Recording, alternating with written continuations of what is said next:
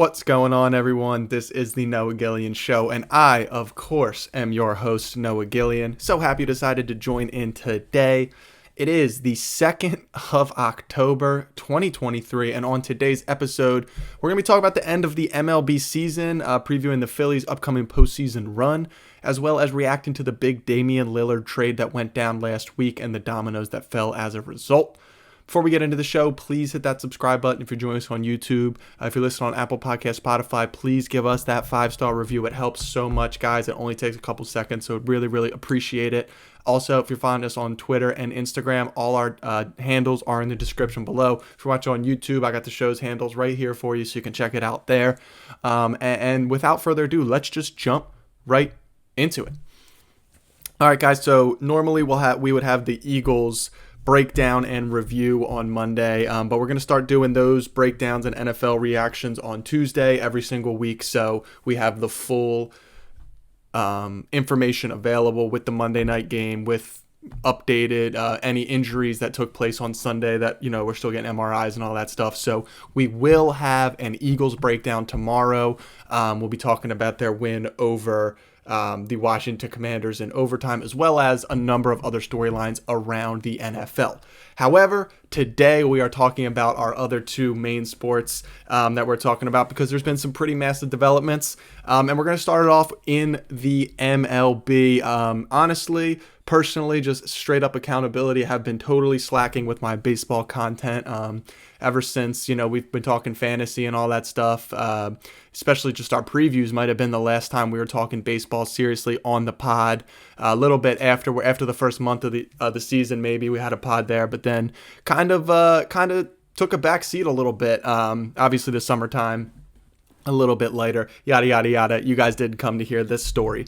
So we are just going to jump into baseball now, because the Phillies are back. Red October is back, baby. The Philadelphia Phillies have clinched a postseason berth in consecutive years for the first time since 2010-2011. They clinched the top wildcard spot in the National League this season, which means they will host the second wildcard team, which is a familiar foe in the Miami Marlins.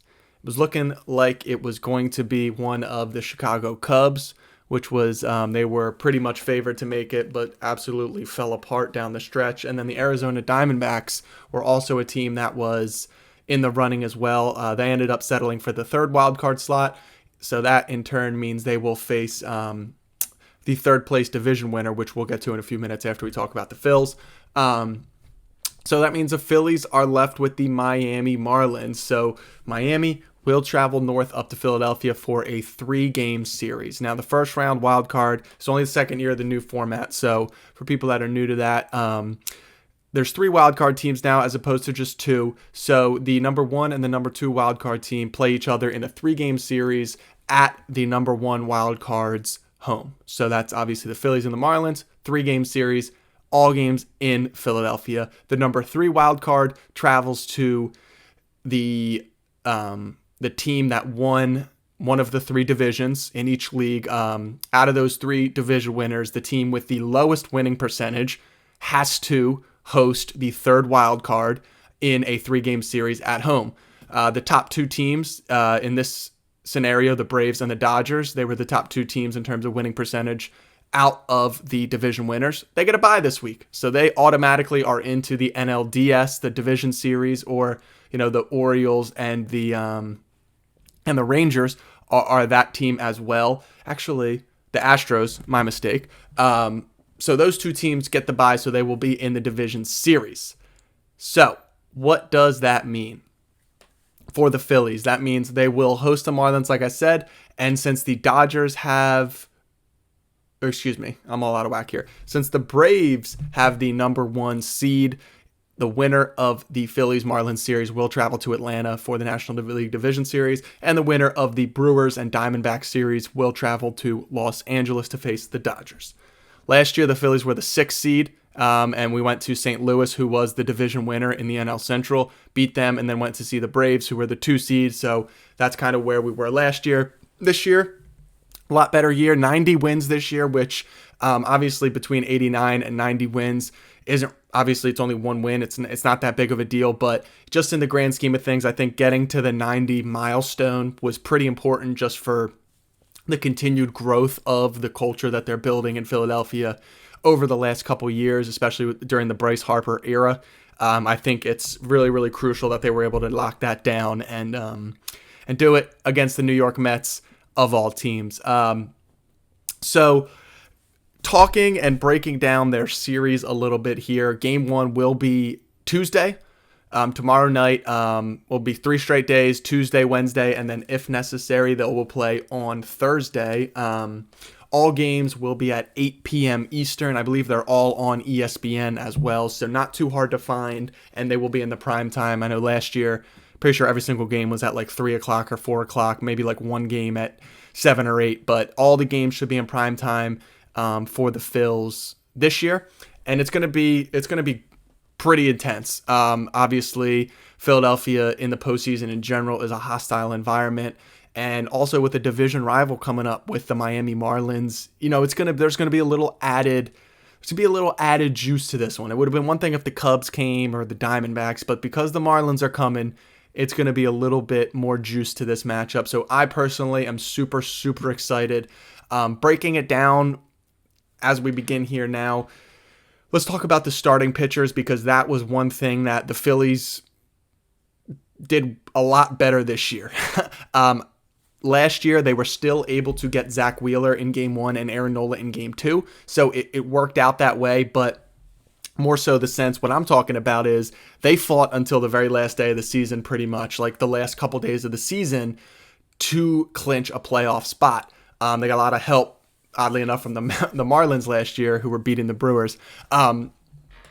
Regardless, when you see, you saw that when they were coming down to it, it just kind of felt that way, that the rotation just happened to work out, that Wheeler played Game 1. This year, they were able to line up. They clinched their postseason berth, about a week or so ago, maybe even a little bit more, right around that time frame, and it allowed them to line up Zach Wheeler to make sure he would pitch on normal rest for Game 1. He might even have an extra day of rest. And then they skipped Aaron Nola's last start completely to give him an extra turn of rest through the rotation. So for Game 2, he is totally ready.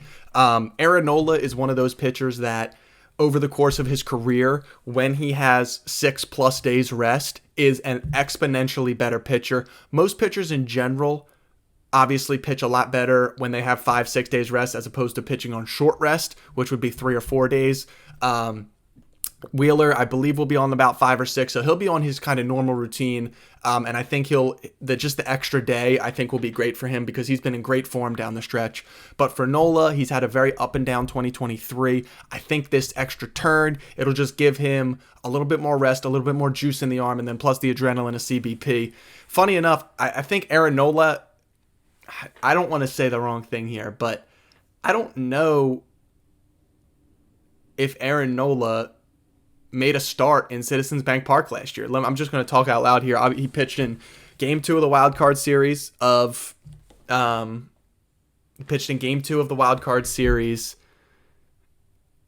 against St. Louis, and then in the National League Division Series, we started with Ranger in Atlanta. And then, he might have had one against Atlanta. Yeah. I don't know what I'm thinking. He actually did pitch in CBP last year. Regardless, he is going to be absolutely juiced up. I can't wait. I think we're going to have the pitching advantage, I believe. So on the Miami side of things, Game 1, they're going to have left-hander Jesus Luzardo. And then in Game 2, they're going to have left-hander Braxton Garrett. So an interesting note there, first off, 2 left-handers.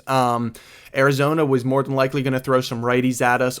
Specifically, the Cubs also had Justin Steele, one of the guys in the mix for the NL Cy Young, was a lefty. So we were kind of eyeing both sides of the coin here to see where we're going to look for here. And Miami's going to go all in with it. So they're going to go 2 lefties. They also have a ton of lefty arms. So guys like Bryce Harper, guys like Kyle Schwarber, guys like Bryson Stott, Brandon Marsh. Those guys obviously Bryce is Bryce, and Schwarber gets his power, but it's going to be tougher for them. I think guys, obviously, just naturally, guys like Alec Boehm, Trey Turner, Nick Castellanos, these guys are going to have a better time, I believe. But Jesus Luzardo is an absolute dog. A lot of people, listen to this pod maybe might not know who Jesus Luzardo is, but this guy is an absolute freak, a guy that pumps almost triple digits from the left side. He's got about 4 or 5 pitches that he can command, get swings and misses on. He is a legit starter. I expect him to go 6 or 7 innings in this game, depending on if we can get to him or not. But they're going to let him go.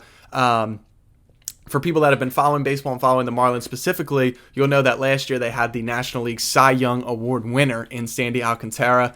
Unfortunately, Alcantara has been shut down for the season with some arm fatigue, something with his elbow, a little soreness. He was coming back, actually, made a rehab start about 5-6 days left in the regular season and looked great, 4 innings, his velo was there and everything, but then after the game experienced a little discomfort, experienced a little pain in that elbow. So, Miami said, no, we're shutting you down. You're going to take the off season to recover and then come back in spring training and be ready to go for 2024. Maybe take that as a blessing in disguise. The Phillies end up not seeing Sandy Alcantara, although the Phillies are one team that hit him relatively well compared to the rest of the league, even though he didn't have a phenomenal year this year. Still a guy with pedigree, still a guy with ridiculous stuff. So obviously the pitching matchup, I believe, favors the Phillies. Even as good as I just said Luzardo is, I believe Zach Wheeler's been there, done that. He is the ace of aces in this series. And then I think Braxton Garrett is a good left-handed pitcher. I'm not sure if he is a top of the rotation guy, but he's definitely a mid-rotation arm. Miami gets the best out of their pitchers, more than most teams in the league. They're right up there with Cleveland and Tampa Bay with how much they get out of their pitchers and the depth that they have. So it's gonna be really interesting. Again, I have Aaron Nola over Braxton Garrett. I think the Phillies, heads up, have the pitching advantage in this series. Bullpen wise, the Marlins have a number of arms that can come in and contribute. Obviously, their big addition at the trade deadline was former Philly David Robertson. He's been up and down since he's got to Miami. They actually took him out of the closer's role. So we'll see what happens there. They also have AJ Puck, who is a left-handed pitcher who they had in the closer's role earlier in the year. They took him out. The Phillies have gotten to both those guys this year. In save situations, they've gotten to David Robertson with a big Nick Castellanos home run down in Miami, and Christian Pache took AJ Puck deep with a 2-run home run to take the lead in center field in Miami, in a save situation as well. So we've gotten to kind of both of their guys in the back end of the bullpen. They have a number of guys who are nasty. They have a number of lefties. I'm trying to think of their one guy, Tanner Scott. There we go. I got there. Tanner Scott, dirty lefty. They seem to love pitching him against the Phillies as well. Every time you watch the Marlins games, it seems like they're bringing him in to face Kyle Schwarber, face Bryce Harper, Bryson Stott, Brandon Marsh, like these guys. So bullpen, honestly, a non-biased opinion here, I'll say it's a push strictly because of the form the Phillies bullpen is in. Not great right now. Gregory Soto is looking better. Sir Anthony Dominguez has struggled to find his stuff. Craig Kimbrell, as of late, has been a little bit more up and down as we've used him more and more this season. Jose Alvarado appears to be finding his form a little bit more, but still is a little bit up and down. And, you're talking about 4 or 5 guys right there. Orion, can't think of his name. We just brought a rookie up. I can't not give this guy his flowers. But the Phillies bullpen did have a little bit more depth as they've gotten with the addition of some of the guys they have brought up. Through the year. Here it is. Orion Kiekring, dominant stuff. Throws 100, has a nasty slider that some evaluators have said is one of the best breaking balls in all of the minor leagues. So when you hear something like that from rival evaluators, that's just, and I just listed off about 5 or 6 names that have high leverage stuff. So we'll see kind of how Topper mix and matches those arms as we as the playoffs go on, because their lineup, as we kind of move into the bats here, is sneaky good. It's not great by any means, but it is sneaky good. They do have the National League batting champ in Luis Arraez. He is dealing with an injury right now, but their manager came out to say, his manager came out today and said it's going to take a lot for him to not be in the lineup. Luis Arraez, probably going to be the leadoff hitter. Jorge Soler has had some monster moments in the postseason, namely against Houston in 2021 with Atlanta, where he won World Series MVP. He's got pedigree. They also went out and they traded for Josh Bell, a switch hitting first baseman, power hitter. Jake Berger at third base, big power bat. They got some guys, Brian De La Cruz out in left field. They got some guys that can do some damage. So what Topper needs to focus on is putting those hitters in situations where they're not comfortable. Specifically, switching Josh Bell to the side of the plate that he doesn't like hitting on more. Attacking Luis Arraez with lefties, attacking Jorge Soler with power righties and nasty stuff down and away, attacking Jake Berger high up in the zone, high strikeout guy. These young hitters who haven't really been in the show that long make up a lot of their lineup, for them. So it's going to be interesting to see kind of how they get their first taste of postseason baseball in Philadelphia. For the Phillies side of things, Trey Turner did take a ball off his elbow, I believe, against the Mets. Sat out the last 2 games of the season, but Topper said it's no concern. He's going to be back out there. So you talk about Kyle Schwarber, set a career high in home runs this year with 47. You talk about Trey Turner, arguably been the hottest hitter in baseball over this last 2 months maybe. Bryce Harper, all I have to say is that. Nick Castellanos has had a great year. Crossed the 100 RBI mark this year. Just has been a dominant hitter. Alec Boehm, phenomenal. Eclipsed 20 home runs this year. The Phillies had 6 hitters eclipse 20 home runs this year. Absolutely phenomenal. You're talking about Trey Turner, talking about Kyle Schwarber, you're talking about Bryce Harper, talking about Alec Boehm, talking about Nicholas Castellanos, and fill in the blank. But as you kind of work through, Bryson Stott is going to be these guys I think are going to be so instrumental as they move down the lineup. JT Realmuto, for those in the trivia question right there. As you move down the lineup, Bryson Stott got postseason experience last year. Brandon Marsh got postseason experience last year. Alec Boehm feels a little, more comfortable in his own skin this season. Obviously got postseason experience last year. So the fact that you have your veterans in terms of Bryce Harper, Trey Turner, Kyle Schwarber, exception of Bryce. You're talking about Trey Turner, Kyle Schwarber, World Series champions, pedigree. Bryce Harper has been in the playoffs multiple years. You saw what he did last year, NLCS MVP. Nick Castellanos, last year kind of came into his own last year in the playoffs. Really, really struggled last season, but you saw him come into his own.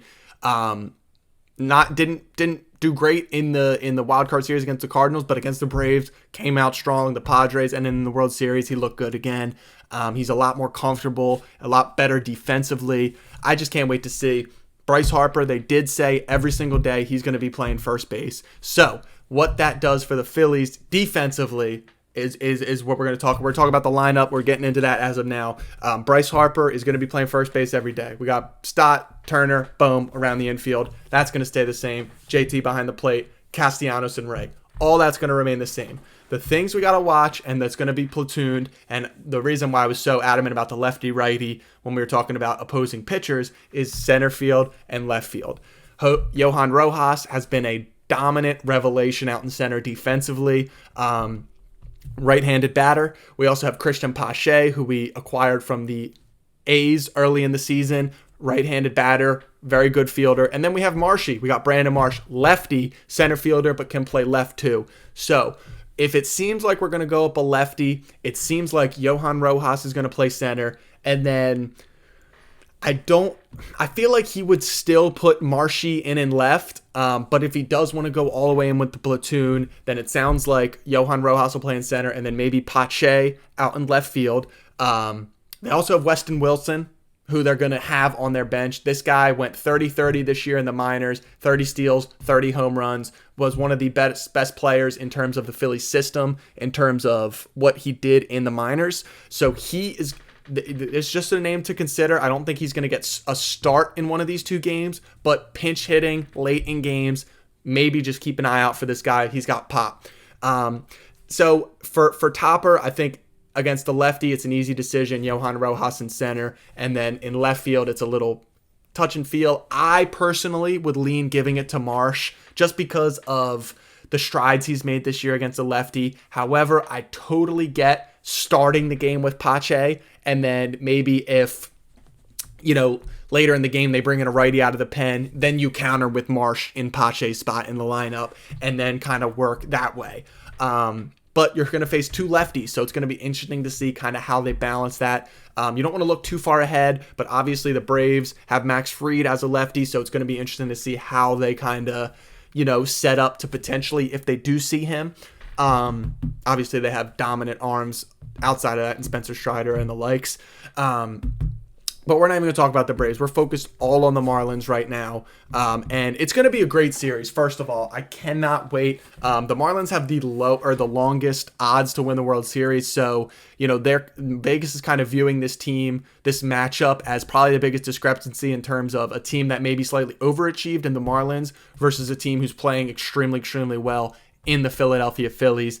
Personally, I think it's going to be a 2-0 sweep.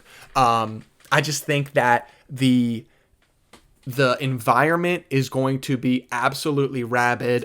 Bryce Harper absolutely rises to moments. If there is a clutch time in this game and Bryce Harper comes up, you can guarantee he's going to get the job done. I think early in the game, it's going to be so crucial to jump on these teams early. It's what they did all year last year in the postseason. In a best of 3 specifically, you got to jump on these guys early. The lineup is more than likely going to be Schwarber, Turner, Harper. So you're going to have two lefties up against Jesus Lillard in the first inning.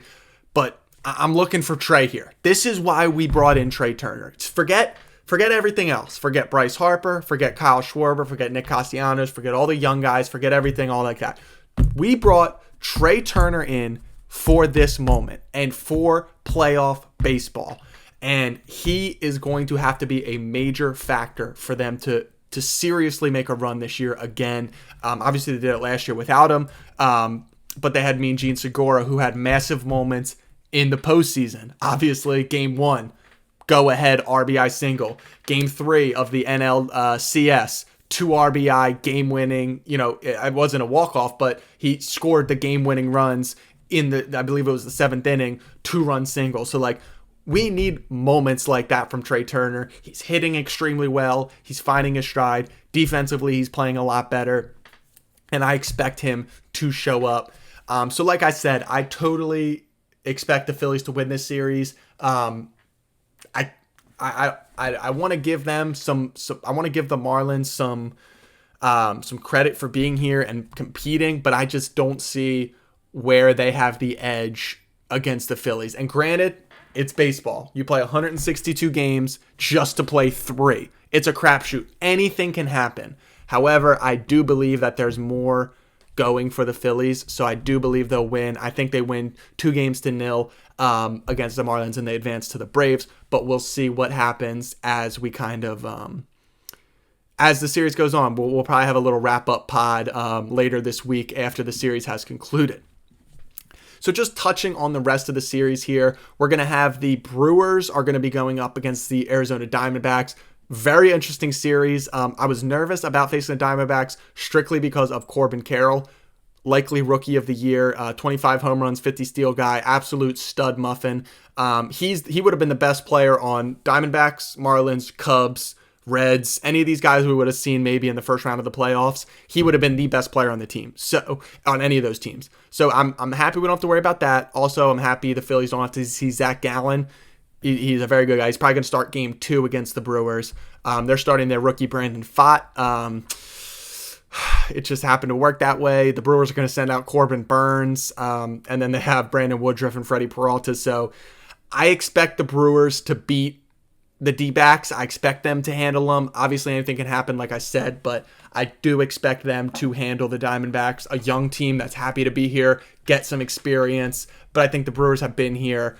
They've done that. They have the stars. Christian Yelich is hitting much better. William Contreras hitting much better. I think these guys are showing out and showing up. So I expect the Brewers to win.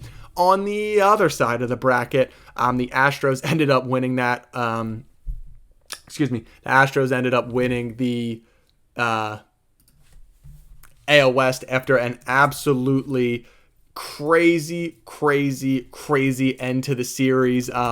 It was just there was 3 teams that could have won the division with about 5 days left of the season. So just that fact alone was absolutely ridiculous. The Rays and the Rangers are going to be the top 2 wildcard matchups. So the Rays are going to host the Rangers in a 3-game set. The Rangers kind of folded toward the end of the year, but it was more so the Houston Astros just came up and took that. And then the Blue Jays snuck in as that wild card number 6 seed. They're going to go up against the Minnesota Twins. Unlike every other series in the wild card round, I expect the Blue Jays as the underdog, as the 6th seed, to run Minnesota off the field in this one. It's going to be in Minnesota. It's going to be a little chilly, but I think the Blue Jays just have way too much. They have way too much pitching. They have way too much hitting. It's going to be a big tough test for Minnesota to really compete with the Blue Jays. I expect them to win. I honestly expect the Blue Jays to win 2 games to none or push it to the 3rd game, but I do expect the Blue Jays to win. The Rays and Rangers series is going to just be an absolute slugfest. Obviously, the Rangers don't have Jacob deGrom or Max Scherzer, so neither one of those guys is going to be pitching for them. But they do still have some guys who can go. They have a ridiculously deep lineup. Josh Young and Adolis Garcia are both back healthy and hitting well. Add that to Marcus Semien and Corey Seager. Deep lineup. But the Rays, they do it the other way. They have so much pitching. Obviously, they don't have their ace Shane McClanahan, but they will have Tyler Glasnow, Zach Eflin, Aaron Savale, along with their lineup of postseason hardened guys. Randy Arozarena. These guys, even some of their young guys they brought up, likely, top 2-3 prospect in the game, Junior Caminero, is going to be an issue in this series. He's going to be a factor. Yandy Diaz was like 100th or 1,000th of a percentage point from being the AL batting champ. There is guys on this Rays lineup who can beat you. So they need to watch out. They need to be careful. There is a lot going for the Rays in terms of their lineup. If you're putting me on the spot to make a decision of who I think wins this series, I think it's Tampa Bay. The home field advantage, I don't think is that big a deal because Tampa doesn't really... they'll have fans there, obviously, but I just feel like good pitching can overcome kind of the Rangers offense, even though they have so many big guys. I just feel like the Rays pitching is going to be a little too much for them to overcome. I think the Rays win in 3 games over the Rangers. And then that kind of wrap up my predictions for the wild card round. Like I said, we'll be back later this week to kind of give an update on how those series went and what kind of transpired specifically with the Phils as well. But overall, Phils tomorrow night, Tuesday, 8 p.m. Eastern time on ESPN. I will be there.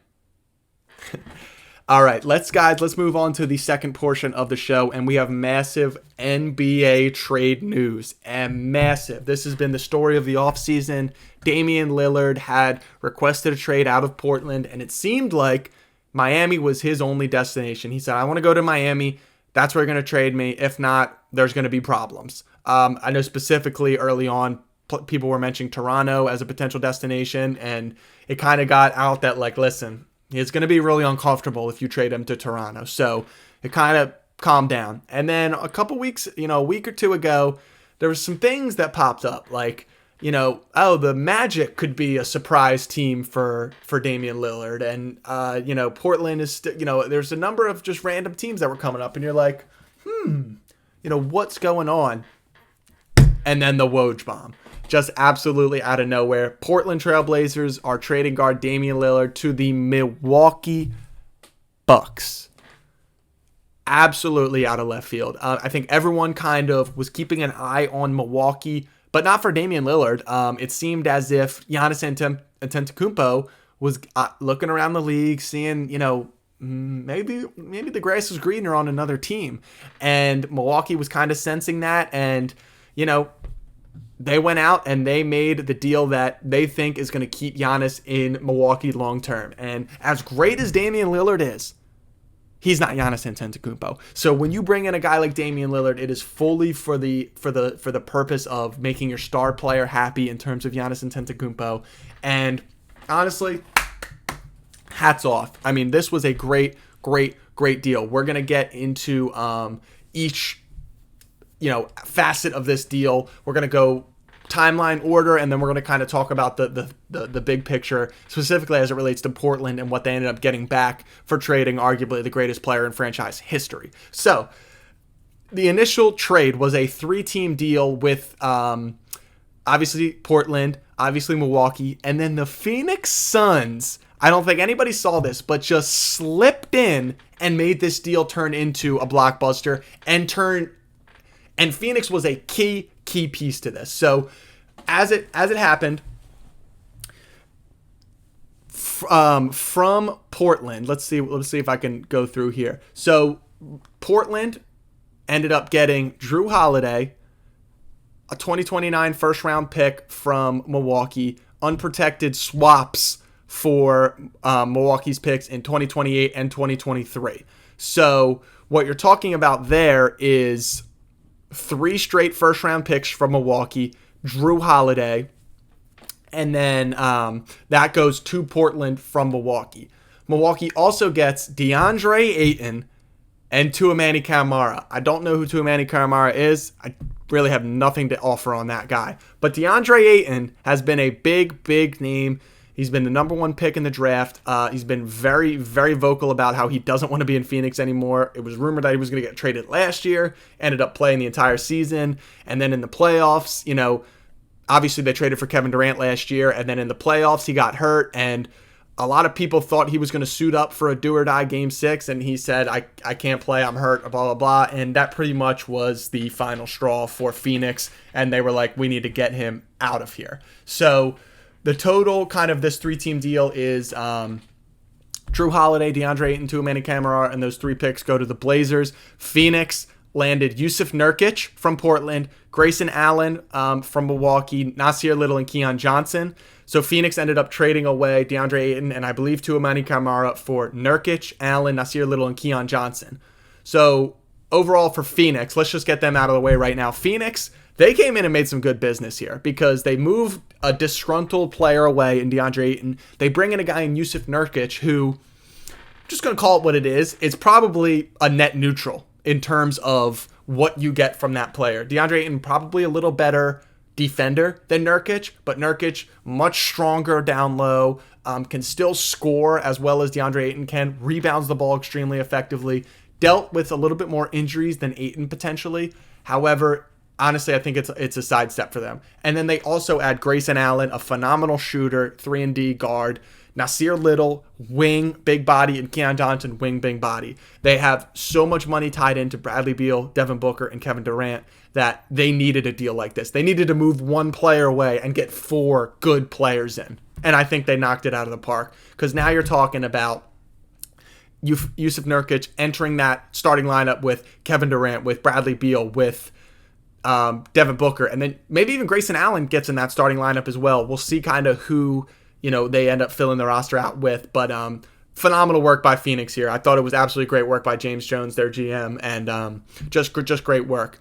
So as I mentioned, Portland got Drew Holiday, and they also got DeAndre Ayton, and then the picks and all that stuff. So right when Drew Holiday got shifted to Portland, the writing was on the wall that, listen, we're not keeping Drew. We just drafted Scoot Henderson. We just traded away Damian Lillard.